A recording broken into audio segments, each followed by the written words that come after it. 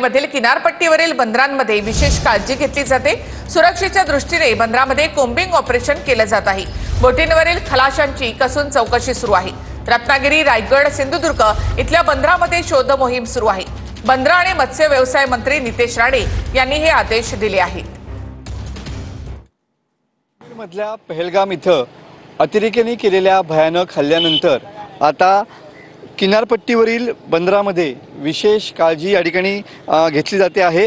महाराष्ट्राला 720 किलोमीटर लांबीचा समुद्र किनारा लाभलेला आहे आणि सुरक्षेच्या दृष्टीने सजग आणि जागरूक राहण्यासाठी आता विविध बंदरामध्ये या ठिकाणी कोम्बिंग ऑपरेशनला या ठिकाणी सुरुवात झालेली पाहायला मिळते आहे। पाकिस्तान किंवा बांगलादेशी खलाशी बोटीवरती नाहीत ना, या संदर्भातील जी चौकशी आहे ती या ठिकाणी सुरू असलेली पाहायला मिळते। बंदरे आणि मत्स्य व्यवसाय मंत्री नितेश राणे यांनी हे आदेश दिलेले होते। त्यानुसार या जेटीवरील खलाशांची आधार कार्ड आणि ओळखपत्राची तपासणी या ठिकाणी केली गेलेली आहे।